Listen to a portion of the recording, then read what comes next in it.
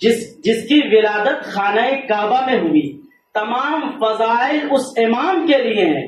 وہ امام مناجات میں ارشاد فرماتا ہے الہی کفا بعزت ان اکون لک عبدا، اے میرے پروردگار میری عزت کے لیے اتنا کافی ہے کہ میں تیرا بندہ ہوں۔ اور امام اس جملے کے ذریعے سے دنیا والوں کو بتا رہے تھے کہ دنیا کے عہدے ایک طرف ہیں، عبد پروردگار ہو جانا ایک طرف ہے۔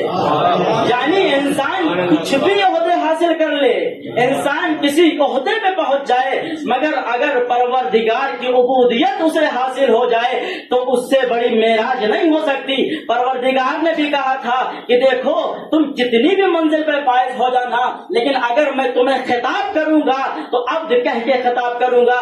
رسالت سے بڑا عہدہ عبدیت کا ہے، نبوت سے بڑا عہدہ عبدیت کا ہے۔ کیا کہا؟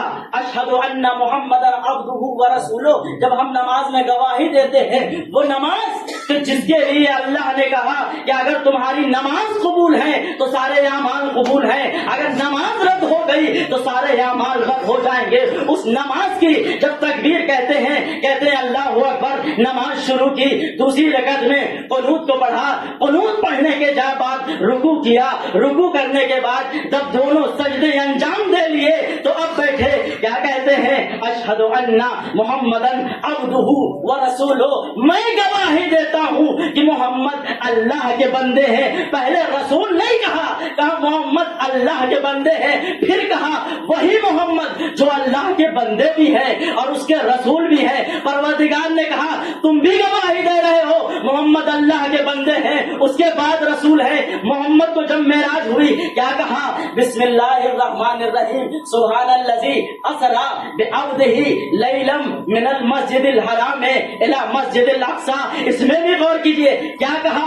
سبحان الذی اسری بعبدہ کہا ہے، بے رسول ہی نہیں کہا، بے محمد نہیں کہا، بے نبی ہی نہیں کہا، بے خلیفت ہی نہیں کہا، بلکہ کیا کہا؟ سبحان الذی اسری بعبدہ، یعنی منزل عبدیت کو یہاں بھی اجاگر کیا ہے، منزل عبدیت کو یہاں بھی واضح کیا ہے۔ امام حسین جو دین و شریعت کو بچانے کے لیے مدینے کو چھوڑا، میدان کربلا میں پہنچے، اور میدان کربلا میں پہنچنے کے بعد جب جنگ شروع ہوئی ہے، اصحاب و انصار شہید ہو گئے، کبھی حبیب گئے، کبھی حر گئے، کبھی وہب گئے، کبھی جون گئے۔ جب تمام اصحاب و انصار شہید ہو گئے، اس کے بعد سے بنی ہاشم کی باری آئی۔ جب بنی ہاشم کا ایک ایک فرد شہادت کے درجے پہ فائز ہوتا رہا، امام آخر میں آئے، پردے خیمے میں آئے، اجازت طلب کی، میدان میں آئے، جنگ کرنا شروع کی۔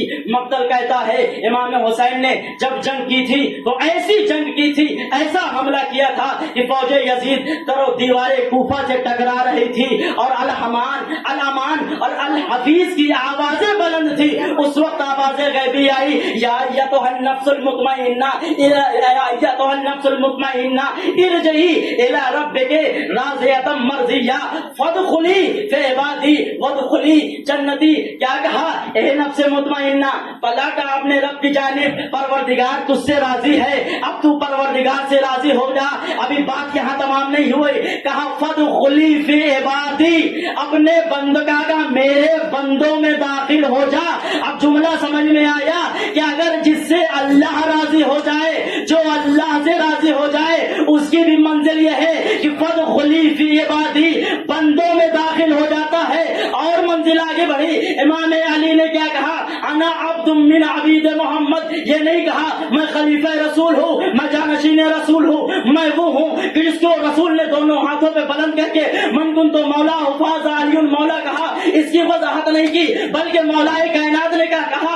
انا عبد من عبید محمد، میں محمد کے غلاموں میں سے غلام ہوں۔ اب سمجھ میں آیا، بندے بھی تعریف کریں، بندے بھی گواہی دیں تو کہتے ہیں محمد اللہ کا بندہ ہے، علی اللہ کے بندے ہیں۔ پروردگار جب کلمہ پڑھے تو کہے سبحان الذی اسری بعبدہ، یعنی بعبدہ کہہ کے خطاب کیا۔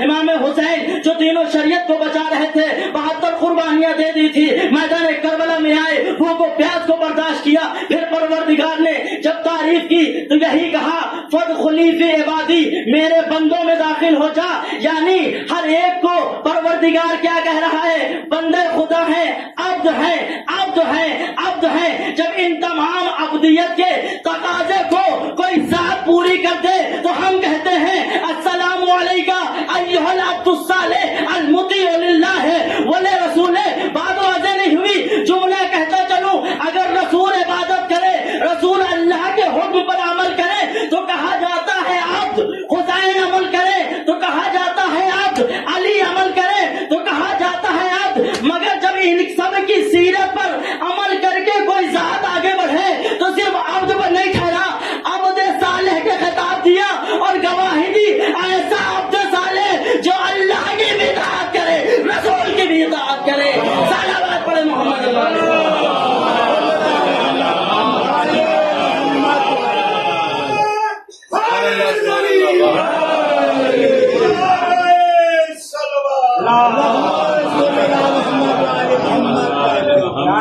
منزل عبدیت کو اجاگر کیا۔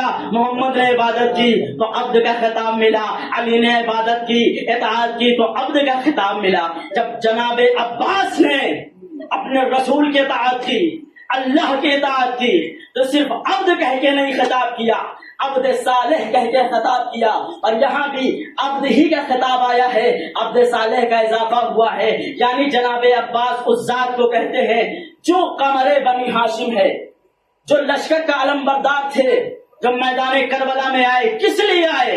اس لیے کہ حسین دین کو بچانے کے لیے میدان میں گئے تھے، حسین شریعت کو بچانے کے لیے میدان میں گئے تھے۔ قرآن کی اور بھی آیت ہے، کیا کہا؟ ارشاد ہوا فَإِذَا سَوَّيْتُهُ وَنَفَخْتُ فِيهِ مِنْ رُوحِي فَقَعُوا لِي سَاجِدِينَ، کہ جب میں اس پتلے میں روح پھونک دوں، جب میں پتلے میں روح پھونک دوں، پتلا مکمل کر لوں، اس میں روح پھونک دوں تو تم سب کے سب سجدے میں گر جانا۔ کس سے خطاب ہوا ہے؟ فرشتوں سے خطاب ہوا ہے، یعنی فرشتے اللہ کے حکم سے سجدہ کریں انہیں ساجدین کہا جاتا ہے، انبیاء اللہ کے حکم سے عبادت کریں، قرآن میں ہے عابدین کا خطاب آیا، عابدین کہا جاتا ہے، یعنی عابد کہا جاتا ہے۔ فرشتے سجدہ کریں تو ساجدین، اور انبیاء عبادت کریں، ائمہ عبادت کریں تو عابدین، مگر عابدین اور ہوتے ہیں، زین العابدین اور ہوتے ہیں، ساجدین اور ہوتے ہیں، سید الساجدین اور ہوتے ہیں۔ یہ جملے کو بدل کر یوں کہہ دیا جائے جو صرف اللہ کی عبادت کرے اسے عابدین کہتے ہیں، جو چلی ہوئی قناتوں پہ شکر کرتے ہوئے نظر آئے انہیں زین العابدین کہتے ہیں، جو اللہ کے فرشتے کے سامنے حکم پروردگار سے سجدہ ریز ہو جائیں وہ ساجدین ہوتے ہیں، جو اثر عاشور چلی ہوئی قناتوں پہ سجدہ کرتا ہوا نظر آئے تو سید الساجدین کہتے ہیں۔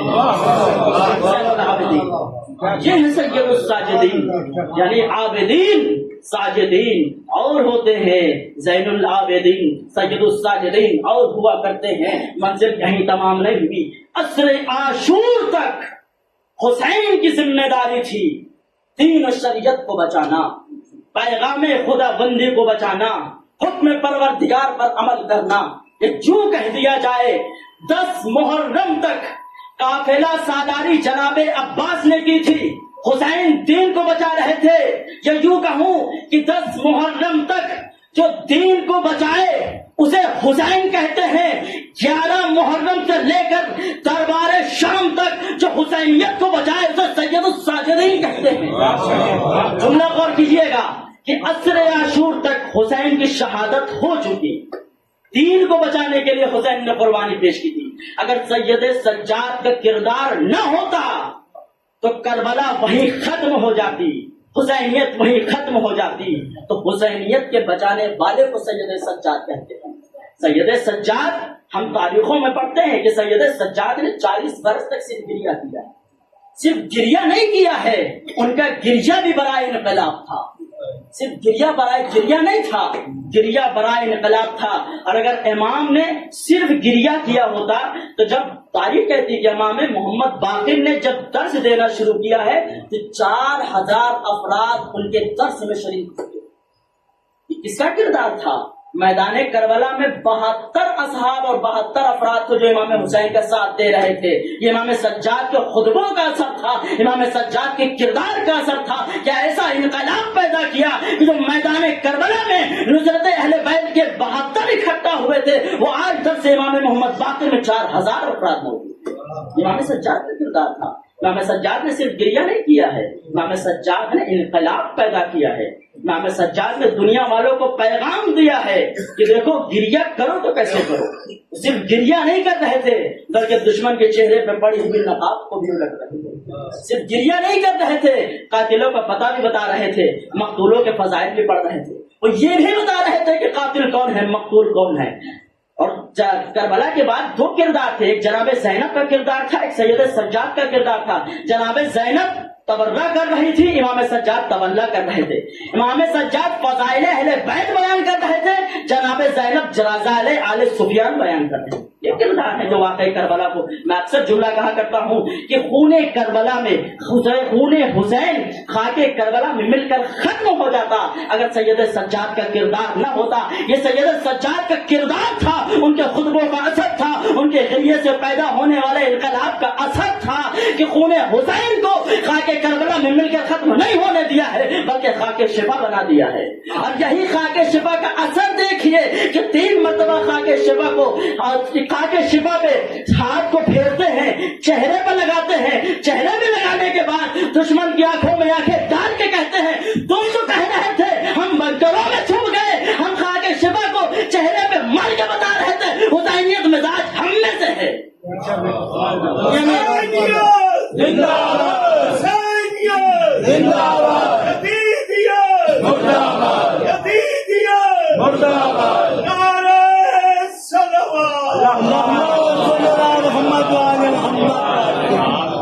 دنیا نے یہی تو اعلان کیا تھا کہ رہبر بنکر میں چھپ گئے، رہبر بنکر میں چھپ گئے. نماز جمعہ بھی پڑھایا ہے، ویڈیو موجود ہے کہ 3 مرتبہ سجدگاہ پہ ہاتھ کو پھیرا، چہرے پہ لگایا، ملنے کے بعد کہا یہ ہماری طاقت نہیں ہے، یہ خاک شفا کی طاقت ہے جو ہم میں بول رہی ہے، یہ خون حسین کا انقلاب ہے جو ہماری رگوں میں دوڑ رہا ہے، یہ خون حسین کا اثر ہے جو ہماری رگوں میں دوڑ رہا ہے. دنیا اعتراض کرتی ہے تو کرنے دو کہ حسین خاک کربلا میں مل کر ختم ہو گئے، یہ ہمارے اندر حسین کے لیے جنون بول رہا ہے. لبیک یا حسین کہہ کے ہم یہ دنیا کو بتاتے ہیں کہ اگر حسین نے حلمی کی صدا بلند کی تھی اس وقت نہیں تھے. آج لبیک یا خامنئی اور لبیک یا حسین کہہ کے بتاتے ہیں. جب بھی وقت کا یزیدیت آنکھیں اٹھائے گا، آنکھوں میں آنکھیں ڈال کے اسے اپنے قدموں پہ گرائیں گے، اپنے قدموں پہ گرائیں گے.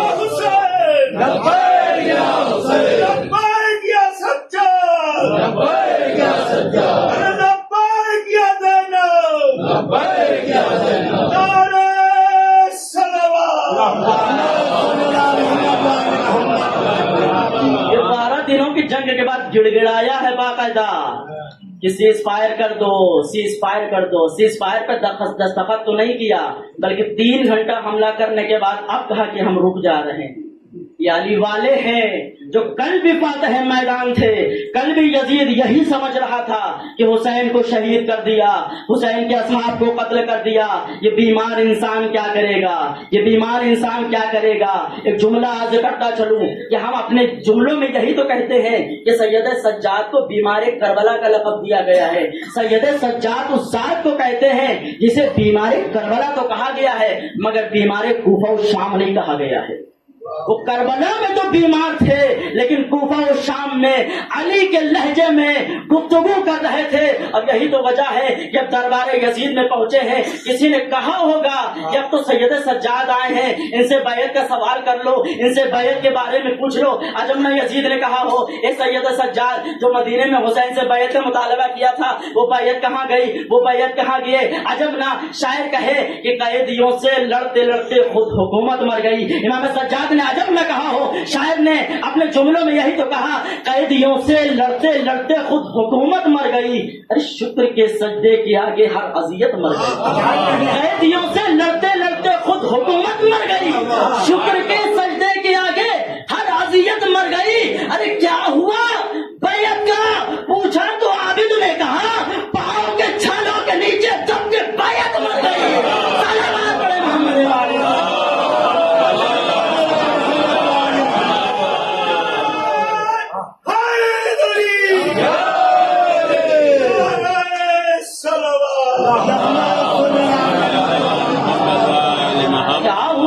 بیعت کا پوچھا تو عابد نے کہا پاؤں کے چھالوں کے نیچے دب کے بیعت مر گئی. امام حسین نے میدان کربلا میں اپنی قربانی پیش کی تھی مگر میدان کربلا کے بعد منزلیں اور سخت ہو گئی ہیں.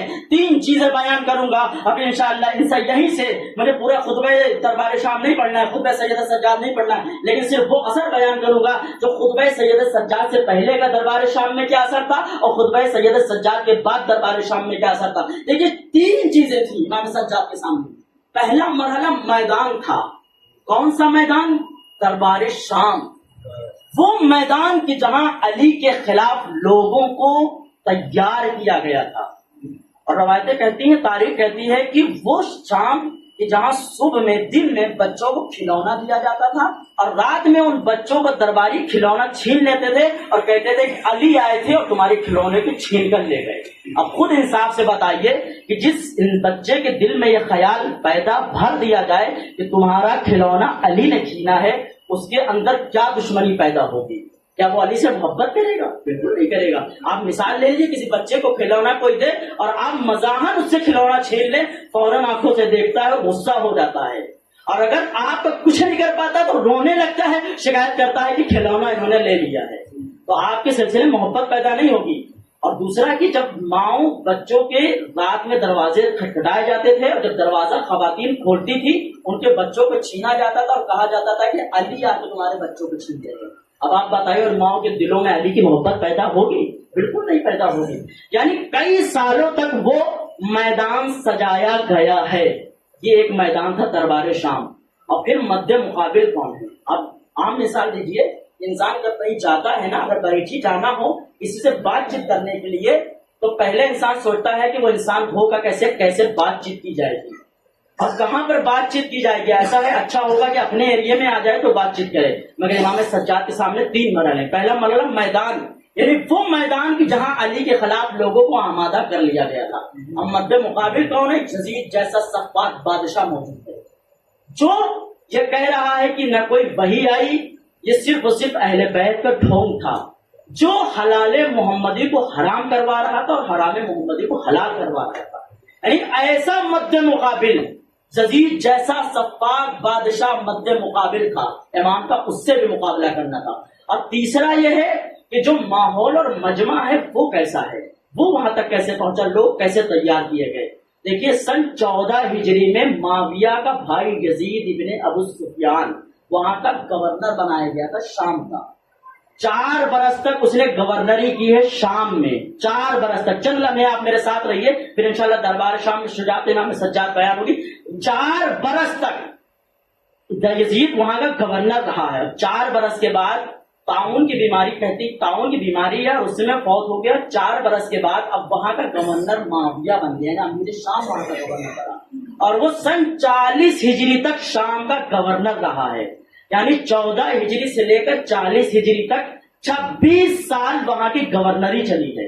ابھی 40 ہجری میں صلح پیش آئی ہے اور وہ حالات کے تحت وہ وہاں کا حاکم بن گیا.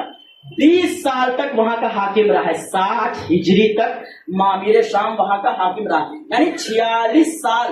4 سال یزید ابن امیر شام, پھر 20 سال وہاں کا گورنر ہو رہا. اس کے بعد سے ٹوٹل جو جوڑا جائے 46 برس تک شام میں آل سفیان کی حکومت رہی ہے. ایسے مد مقابل, ایسے میدان میں, ایسے مجمع میں جب لوگ جمع ہو چکے, اور لوگ بھی ایسے ویسے نہیں, رپورٹر, قلمکار, پترکار, بڑے بڑے رؤسا, بڑے بڑے عمرا, بڑے بڑے بادشاہ, بڑے بڑے وزراء, بڑے بڑے سفیر, سب اکٹھا ہو گئے ایسے ماحول میں کہ جہاں یزید کہہ رہا تھا اپنے آپ کو خلیفہ رسول کہلوا رہا تھا. وہ کہہ رہا تھا کہ ایک باغی نے خروج کیا تھا, اسے قتل کروا دیا, آج میں اس کو دکھاؤں گا کہ کیسے میں نے اسے قتل کروایا ہے. اس کے گھر والوں کو میں پیش کروں گا, دنیا والوں کو بتاؤں گا کہ میں نے کس انسان پہ فتح حاصل کیا ہے. ایسے مجمع میں گزشتہ مجلس میں سنی تھی کہ اتنا مجمع تھا کہ وہاں پیر رکھنے کی جگہ تک نہیں. جو بعض روایتوں میں کہ اگر کوئی سوئی گر جائے تو انسان اٹھا نہیں سکے, اتنی جگہ نہیں تھی اس دربار میں. وہاں پر جب لوگ اکٹھا ہو گئے تب امام سجاد کو پیش کیا گیا. امام سجاد آئے, وہ سیدھا لباس ہے, ہاتھوں میں ہتھکڑیاں ہیں, پیروں میں بیڑیاں ہیں, گلے میں خاردار توق ہے.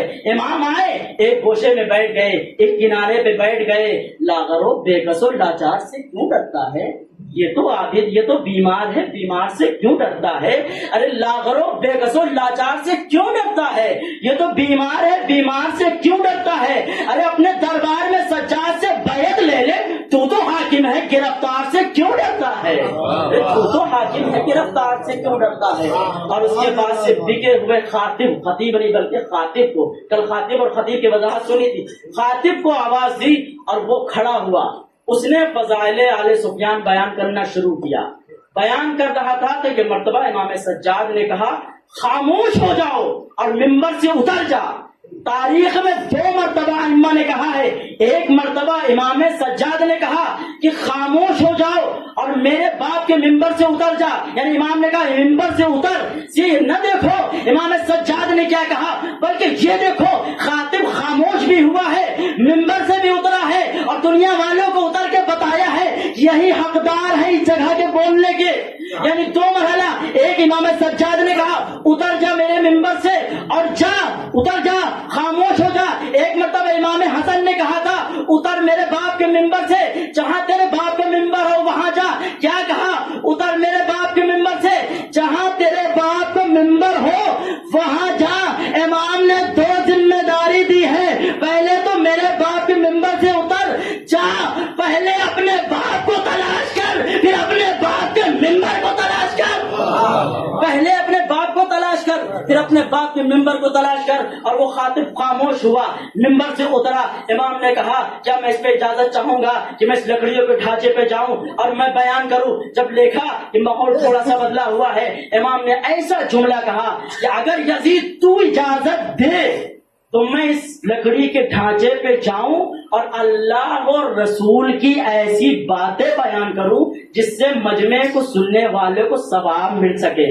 اب وہ مجمع جو یہ لکھنے آیا تھا کہ خلیفہ رسول نے حسین جیسے باغی کو قتل کروا دیا ہے، اب وہ قلم نگار خاموش ہو گئے، اپنے قلم کو اٹھا لیا۔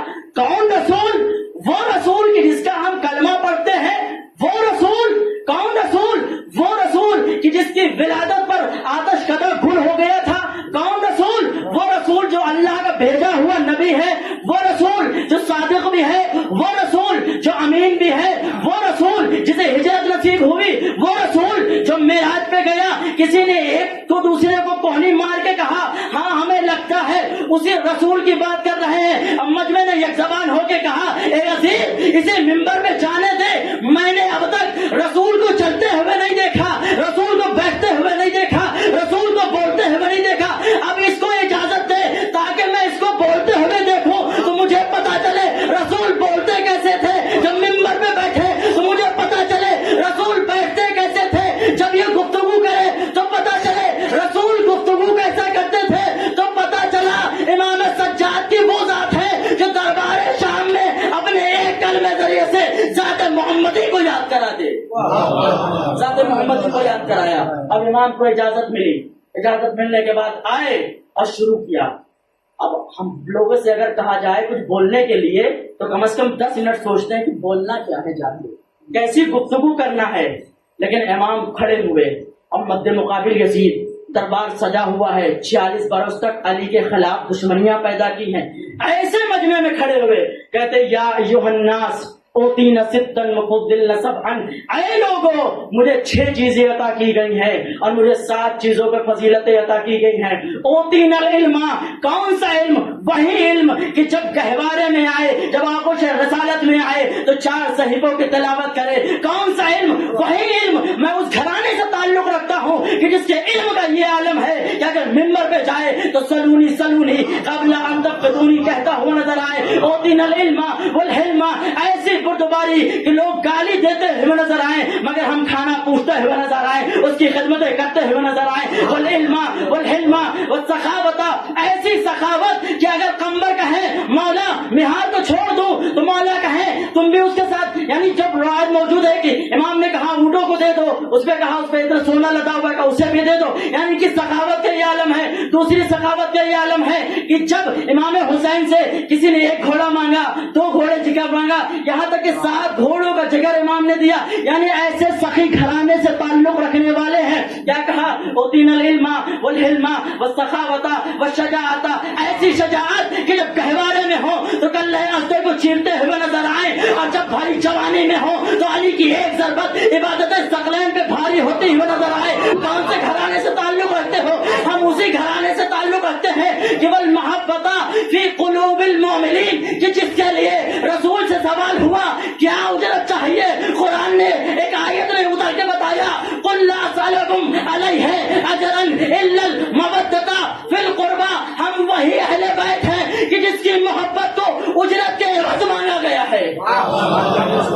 امام بیان کر رہے ہیں وہ دین العلم والحلم والسخاوت والشجاعت والمحبت فی قلوب المؤمنین. اور اس کے بعد سے امام نے کہا بأن النبی المختار, نبی مختار ہم میں سے ہے. اور پھر امام نے کہا بأن اسد اللہ ہم میں سے ہے. بأن الصدیق, صدیق ہم میں سے ہے. کون سے صدیق؟ جس کے لیے یہی تو کہا گیا یا ایھا الذین کونوا مع الصادقین, اے ایمان والو سچے کے ساتھ ہو جاؤ. پھر امام نے کہا اسد رسول اللہ, میں اسد رسول اللہ. کون اسد رسول اللہ؟ جسے جناب حمزہ کہا جاتا ہے. اب ایک مرتبہ مجمع نے سنا, مجمع نے سن کے ایک کو دوسرے پہ ہاتھ رکھا, کہا یہ کون سے حمزہ کی بات کر رہا ہے؟ کیا وہی حمزہ جو رسول کے چچا ہیں؟ کسی نے کہا ہاں وہی حمزہ جو رسول کے چچا ہیں. کسی نے اور آگے بڑھ کے کہا یہ وہی حمزہ ہے کہ جن کے جگر کو چبایا گیا تھا, وہ چبانے والا کام تھا. کسی نے پلٹ کے کہا ہندا تھی. پھر اس میں سے کسی کو کوئی بولا یہ وہی ہندا ہے جو یزید کی دادی ہے. اب مجمع نے کہا اے یزید, تمہاری دادی تو وہ تھی جو رسول کے چچا کے جگر کو چبانے گئی تھی, اور تم خلیفہ رسول کہلوا رہے ہو, تم اپنے آپ کو خلیفہ رسول کہلوا رہے ہو.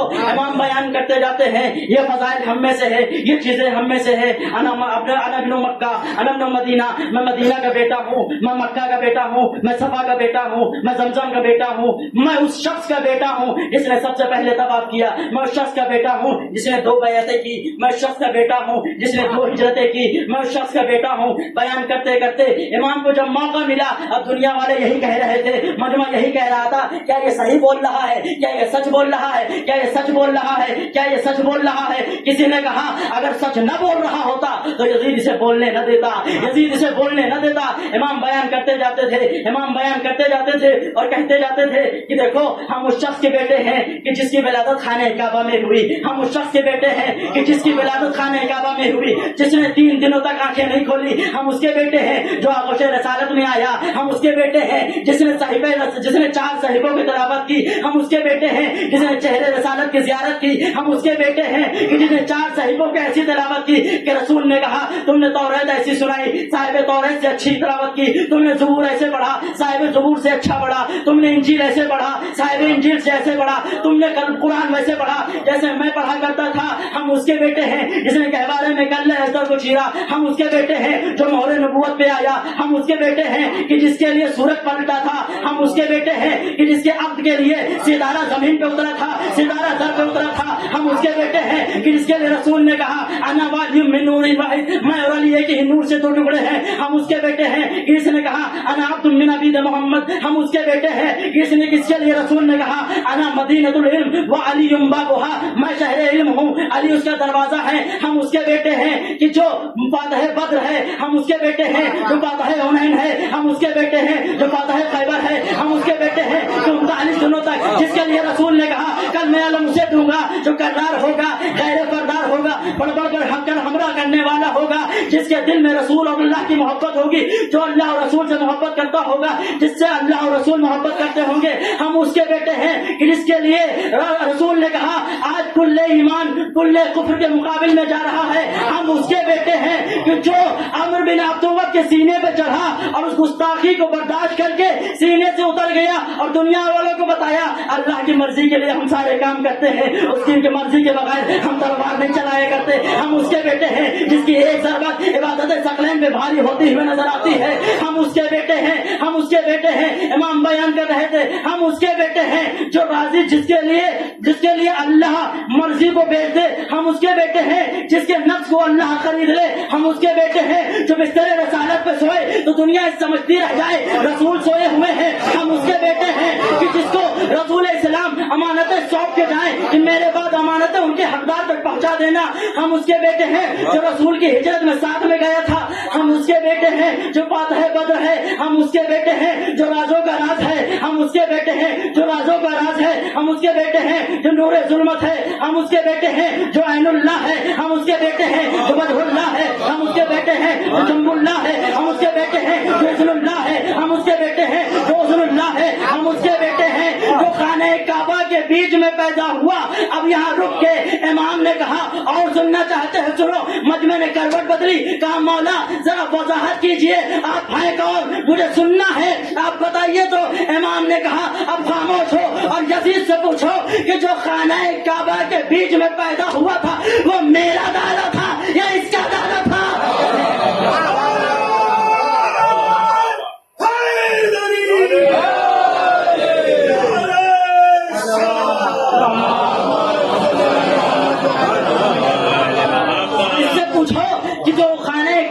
بیچ میں پیدا ہوا وہ میرا دادا تھا یا اس کا دادا تھا؟ امام کہتے ہیں یزید بتا، یزید بتا، یزید بتا، یزید یہ بتا کہ تیرا دادا تھا یا میرا دادا تھا؟ امام ایسے بیان کر رہے تھے، ایسا لگ رہا تھا، ایسا محسوس ہی نہیں ہوا کہ کوئی بادشاہ اسیر کے سامنے ہے، بلکہ یہ لگ رہا تھا کہ کوئی امام کوئی اسیر نہیں بلکہ ایک بادشاہ اپنے نمک حرام غلام کو ڈانٹ رہا ہے، ایسا محسوس ہو رہا تھا۔ یزید بتا، یزید بتا، امام بیان کرتے جاتے تھے کہ میں محمد کا بیٹا ہوں، میں علی ابن ابی طالب کا بیٹا ہوں جس کے اتنے سارے فضائل ہیں۔ پھر امام نے کہا میں فاطمہ زہرا کا بیٹا ہوں، 2 مرتبہ فاطمہ زہرا کا نام اسی دربار میں لیا گیا جب امام حسن معاویہ کے دربار میں آئے جو یزید کا باپ تھا۔ جملہ کہہ دوں، وہ یزید کا باپ ہی تھا جو ایسے بیٹے کو اپنی جگہ بٹھا سکتا تھا۔ امام حسن اس کے باپ کے دربار میں آئے، جانے لگے، امیر شام نے کہا کچھ دوں گے تو لوگے، کچھ دوں گا تو لوگے۔ امام نے کہا تمہارے پاس ہے کیا؟ ارے مسلمانوں کے امام کو مسلمانوں کا مال دے رہے ہو، مسلمانوں کے امام کو مسلمانوں کا مال دے رہے ہو۔ اس نے کہا خزانہ منگوایا گیا، خزانہ اکٹھا ہوتا رہا، خزانہ ختم ہو رہا تھا، امام دیکھ رہے تھے۔ امیر شام کہتا ہے پریشان نہ ہو، ہمارا خزانہ ختم نہیں ہوگا، ہم ہندا کے بیٹے ہیں۔ امام نے امام سے کیا کہا؟ ہم ہندا کے بیٹے ہیں، یعنی جو امیر شام اپنی دولت کو اپنی ماں کی کمائی بتائے اس کی ماں کا کردار کیا ہوگا؟ کہا ہم ہندا کے بیٹے ہیں۔ امام نے سنا، خاموش رہے، جواب نہ دیا، دربار سے نکل رہے تھے۔ اس کی دربار کے ایک درباری نے امام کی جوتیوں کو سیدھا کیا، امام نے سارا خزانہ انہیں دے دیا اور امیر شام کی طرف پلٹ کے کہا ارے تمہاری ماں ہندا ہے، کیا یوں کہوں کہ تمہاری دولت ختم نہیں ہوگی اس لیے کہ تم ہندا کے بیٹے ہو؟ ارے ہماری ثقافت ختم نہیں ہوگی، ہم فاطمہ زہرا کے بیٹے ہیں۔ صلوات پڑھیں محمد۔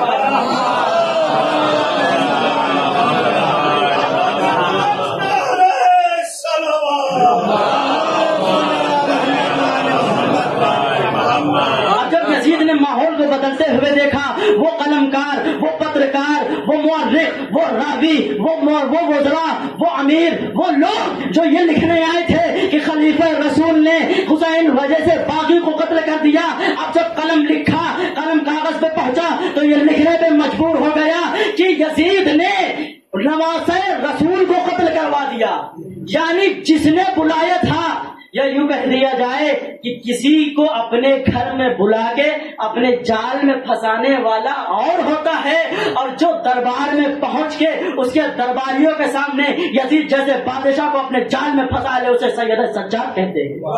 اور یہی تو وجہ تھی جب مجمع نے یہ سنا ارے اتنا بہادر انسان آیا اور ہمارے درمیان سے چلا گیا، ہمیں پتہ تک نہیں چلا۔ یہ سننا تھا کہ مجمع کی آنکھوں میں آنسو آ گئے جب یزید نے منظر بدلتے ہوئے دیکھا تو لوگوں سے مشورہ کیا، اور ایک نہیں 7 مؤذن کھڑے ہوئے اذان کے لیے ساتھ مؤذن نے آواز دی. شاعر کہتا ہے بوکھلاہٹ تیرے خطبے کے سبب تھی سجاد ورنہ کافر بھی کہیں حکم ازاں دیتا. ارے بوکھلاہٹ تیرے خطبے کے سبب تھی سجاد ورنہ کافر بھی کہیں حکم ازاں دیتا ہے. اذان بلند ہوئی, امام نے خطبے کو روکا, اللہ اکبر اشہد ان لا الہ الا اللہ. امام نے جواب دیا اشہد ان لا الہ الا اللہ. پھر جیسا ہی کہا اشہد ان محمد رسول اللہ. امام نے کہا اے مؤذن جس نام کا تو نے نام لیا ہے, جس ذات کا تو نے نام لیا ہے اس کا واسطہ ہے, اس کی قسم ہے, چند لمحے کے لیے خاموش ہو جاؤ. یزید کرم مخاطب ہو کے کہا تو صبح سے اعلان کر رہا تھا کون جیتا ہے, کون ہارا ہے, کون قاتل ہے, کون مقتول ہے. تو صبح سے بتا رہا تھا کون فاتح ہے, کون مقتول ہے, کون جیتا تھا, کس نے مارا تھا, کون ختم ہوا تھا, کون باقی ہے. اب سن, یہ جو اذان میں نام لیا جا رہا ہے یہ تیرے دادا کا نام لیا جا رہا ہے, یہ میرے دادا کا نام, میرے نانا کا نام لیا جا رہا ہے. جب لوگوں نے کہا ارے یہ تو رسول کا نام لیا جا رہا ہے جو حسین کے نانا تھے, پھر امام نے پلٹ کے کہا کہ دیکھو اگر تمہارے نانا کا نام لیا گیا تو تم جیتے ہو, اگر حسین کے نانا کا نام لیا گیا تو حسین جیتے ہو. میں نے پہلے گزشتہ یعنی ابتدا میں کہا تھا کہ عاشور سے یاشور تک دین و شریعت کو امام حسین نے بتایا تھا اور حسینیت کو سید سجاد نے بتایا. اس بات کی دلیل یہی ہے کہ امام نے کیا کہا کہ اگر حسین کے نانا کا نام لیا جا رہا ہے تو حسین پاتے ہیں. یہ امام کے خطبے کا اثر, یہ امام کے کردار کا اثر. اب جملہ اور عرض کرتا ہوں, 46 برس تک, پہلے کہا تھا 46 برس تک مجمع کو تیار کیا گیا تھا. آپ کسی سے کہیں گے یہ خطبہ پڑھنے کے لیے بیٹھے 45 سے 46 منٹ میں یہ خطبہ مکمل ہو جائے گا.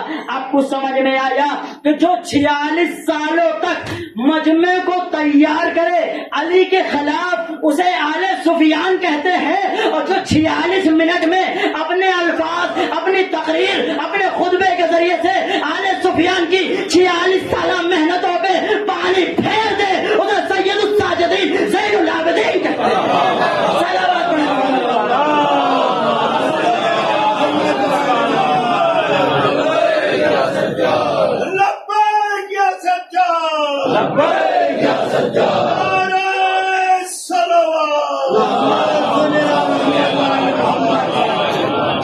یہ امام سجاد کے خطبے کا اثر تھا, امام سجاد کے بیانات کا اثر تھا کہ خود یزید کا بیٹا یہ معاویہ کہنے پہ مجبور ہو گیا کہ ہمارا حق نہیں ہے, یہ اہل بیت کا حق تھا, ہمارے باپ دادا غاصب تھے. شاعر کہتا ہے جہاں میں ہے یہی چرچا حسین زندہ باد ہے ذرے ذرے پہ لکھا, حسین زندہ باد, جہاں میں ہے یہی چرچا حسین زندہ باد ہے ذرے ذرے پہ لکھا, حسین زندہ باد. اب اس سے بڑھ کے شکست یزید کیا ہوگی, کہے یزید کا بیٹا حسین زندہ باد, کہے یزید کا بیٹا حسین زندہ باد. یہ امام سجاد کے کردار کا اثر تھا کہ جو آج دنیا میں لوگ یزید جیسوں کی آنکھوں میں آنکھیں ڈال کے کہہ رہے ہیں کہ تم باطل پر ہو, ہم حسینیت مزاج رکھنے والے ہیں. مثالیں موجود ہیں, تنہا ایران ہے مگر یزیدیت جیسوں کے مد مقابل میں اکیلا اور تنہا کھڑا ہے. کہتا ہے اگر اب غلطی کی اس غلطی کی سزا تمہیں اور اچھے طریقے سے نبھانا پڑے گا. اب بخشنے والے نہیں ہیں, یہ ہے حسینیت. یہ امام سجاد کے کردار کا اثر. امام زین العابدین نے صرف گریہ نہیں کیا ہے بلکہ گریہ بھی برائے انقلاب تھا. امام نے دنیا والوں کو بتایا کہ دیکھو گریہ ایسے کیا کرو کہ جیسے کوئی جوان یہ لاشے پر کوئی ضعیف گریا کرتی ہے, کوئی ضعیف ماں گریا کیا کرتی ہے. عزیزو چند فکر مسائل کو رحمت کو تمام کر دوں گا. آج اسی امام کی شہادت کا دن ہے. کہ کون سا امام ہے؟ جسے سید الساجدین کہا گیا تھا نا. یہ وہ امام ہے کہ جس نے اکبر کے سینے میں نیزے کی علی بھی دیکھی ہوگی. یہ وہ امام ہے جس نے قاسم کے لاش کے ٹکڑے بھی دیکھے ہوں گے. یہی تو امام ہے نا کہ جب جناب زینب شام سے چھٹ کے جناب عباس کے لہر پہ پہنچی ہے نا, جناب عباس نے کہا میرے بھیا, جناب عباس کے لیے جناب زینب نے کہا میرے بھیا کی قبر نہیں ہو سکتی, امام سجاد نے کہا کیوں نہیں ہو سکتی؟ کہا میرا بھیا اتنا قد و قامت والا تھا کہ جب عرب کا سب سے بڑا اونچا گھوڑا ہوتا تھا اس میں میرا بھیا سوار ہوتا تھا نا، جب سوار ہوتا تھا تو ان کے پیر جو تھے وہ خط کھینچتے ہوئے جاتے تھے. یہ چھوٹی قبر میرے بھیا عباس کے نہیں ہو سکتی. امام سجاد نے کہا تھا باپ بھی اماں ہمارے چچا کے اتنے ٹکڑے کر دیے گئے تھے اسی وجہ سے ان کی قبر چھوٹی ہے. یہ وہی سید سجاد ہے کہ جب لشکر کو مقتل گاہ سے گزارا گیا سید سجاد کے چہرے کا رنگ متغیر ہوا. پھر اماں نے پلٹ کے کہا اے بیٹا سید سجاد کیا عالم غربت میں تم بھی میرا ساتھ چھوڑ دو گے؟ جب سید سجاد نے کہا ان ظالموں نے نجس مردوں کو دفن کر دیا، ہائے رے میرے بابا کا جنازہ بے گورے کفن پڑا ہوا ہے. اجرکم علی الزہرا جزاکم اللہ، اللہ آپ کو کوئی غم نہ دے. یہ وہی اگر میں کسی سے سوال کروں، اگر کسی بچی کا بڑا بھائی ہے اور اس بچی کے اس بڑے بھائی کے سامنے کوئی تماچا لگا دے تو اس بھائی کا عالم یہ ہوتا ہے جوش بازو میں بھر جاتا ہے، پلٹ کے حملہ کرتا ہے، صبر نہیں کر پاتا. سید سجاد سے پوچھو کہ جس کے بہن کے گوشوارے چھینے گئے، تماچے لگائے گئے، ارے بھائی موجود ہے، ہاتھوں میں ہتھکڑیاں ہے، پیروں میں بیڑیاں ہے، گلے میں خاردار توق ہے، ہائے سید سجاد کی مظلومی. عزیزوں یہ وہی سید سجاد ہے کہ جو دربار شام میں بھی گیا ہے، بازار شام میں بھی گیا ہے. امام سے کسی نے یہی تو کہا تھا مولا آپ الشام الشام الشام کیوں کہتے ہیں؟ عجب نہ امام نے کہا شام کا مطلب ہے دربار شام. ارے جن جگہ پہ میری ماں بہنوں کو کھڑا کیا گیا تھا، جب کنیزوں اور غلاموں کو بیچنے کے لیے کھڑا کیا جاتا تھا، ایسی جگہ پہ میری ماں بہنوں کو کھڑا کیا گیا تھا. امام دوسرے شام کا کیا مطلب ہے؟ امام نے کہا دوسرے شام کا مطلب ہے بازار شام. ارے کہ جہاں لوگ پتھروں سے حملہ کر رہے تھے. امام شام کا کیا مطلب ہے؟ امام نے کہا شام کا مطلب زندان شام ہے، جہاں رات کی روز بھی پڑتی تھی، دن کی دھوپ بھی پڑا کرتی تھی. اجرکم اللہ، اجرکم اللہ، اللہ آپ کو کوئی غم نہ دے. سوال غم سرکار سید الشہداء کے عزیزوں تاریخ میں دو جنازے ملتے ہیں. ایک جنازہ فاطمہ زہرا کا ہے، ایک جنازہ سکینہ کا ہے. جب سراب زہرا کے جنازے کو امام علی لے کے چلے ہیں اور جب نہ قبر سے تو ہاتھ برآمد ہوئے ہو، اے علی لاؤ میری امانت کو میرے حوالے کر دو. علی نے کہا ہو یا رسول اللہ جو امانت میرے حوالے کی تھی تو پسلیاں شکستہ نہیں تھی، اب جب امانت کو واپس کر رہا ہو زہرا کی پسلیاں شکستہ ہو چکی ہے. دوسرا جنازہ تاریخ میں جناب سکینہ کا ملتا ہے کہ جب حسین کے بہت سکینہ کے جنازے کو سید سجاد نے اٹھایا ہو قبر کے حوالے کیا اور جب نہ قبر سے دو ہاتھ برآمد ہوئے ہو، لا بیٹا سید سجاد میری امانت میری سکینہ کو میرے حوالے کر دو. اور جب نہ سید سجاد نے کہا اے بابا جو سکینہ کو میرے حوالے کیا تھا، سکینہ کے گوشوارے نہیں چھنے تھے، سکینہ کے تماچے نہیں لگے تھے، اب جب میں امانت کو آپ کے حوالے کر رہا ہوں سکینہ کے تماچے لگائے جا چکے ہیں. اجرکم اللہ، اجرکم اللہ. عزیزہ وہ امام کہ جب کوئی قربانی کرتا تھا امام کہتے تھے یا بتا تو نے اس کی آنکھوں پہ پٹی باندھی ہے، تو نے اس کو پانی دیا تھا، تو نے چھری کو تیز کیا تھا. اس لیے کہ جب امام کسی کو دیکھتے تھے، کسی کو ذبح ہوتے دیکھتے تھے تو اپنے بابا یاد آ جاتے تھے، مرثیہ پڑھا کرتے تھے. یہ وہی امام ہے کہ جب سن 95 ہجری آئی محمد باقر کو بلایا، اے بیٹا باقر تم کربلا میں تو تھے نا، ارے ذرا کربلا کے مسائل پڑھو. محمد باقر نے کربلا کے مسائل بیان کرنا شروع کی ہے کہ اے بابا حسین اکبر کے جنازے کو لے کے آ رہے تھے، آواز تھے اے بنی ہاشم کے بچوں آؤ، جوان بیٹے کا لاشا ظاہر بات سے نہیں اٹھتا ہے. اجرکم عزیز و آخری جملہ مذاہب کو تمام کر دیا. امام باقر کہتے ہیں اے بابا جب حسین میدان میں گئے تھے نا تو جب قاسم کے لاشے میں پہنچے ہیں نا تو قاسم کے لاش کے ٹکڑے ہو چکے تھے.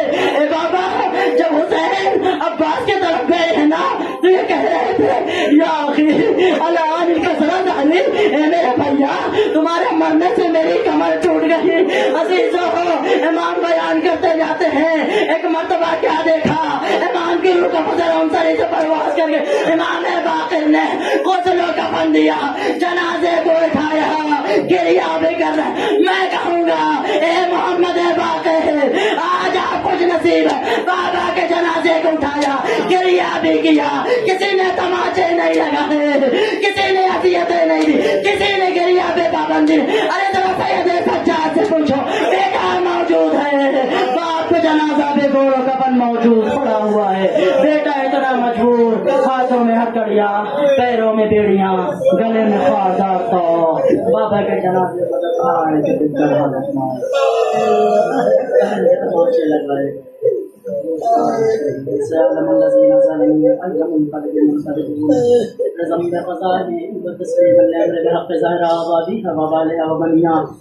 بارے اللہ تجھے ہر نمازین کا واسطہ کہ مختصر سے عبادت قبول فرما۔ بارے اللہ بحق محمد وآل محمد بیمار کربلا کا واسطہ کہ جو بیمار انہیں شفاء کامل و عاجل عنایت فرما۔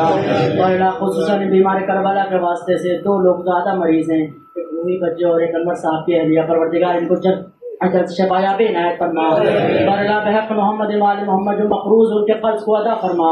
بارے اللہ بحق محمد وآل محمد جو بے روزگار انہیں روزی عنایت فرما، اور جو روزی سے لگے ہوئے ان کی روزی میں برکت کثیر عنایت فرما۔ بارے اللہ ظالموں کو نیست و نابود فرما۔ بارے اللہ ہمارے جوانوں کے اندر ان کی دلوں میں اہل بیت کی محبت پیدا فرما۔ بیمار کربلا کے صدقے میں پروردگار انہیں لائق عبادت بنا دے۔ پروردگار بحق محمد وآل محمد ایران کو سربلند فرما۔ بارے اللہ بحق محمد وآل محمد راجہ اکرام کا سایہ ہمارے سروں پر برقرار رکھنا۔ بارے اللہ آخری حجت کو ظہور فرما، سچے امان انصار میں شمار فرما۔ وتقبل منا انک انت السمیع العلیم۔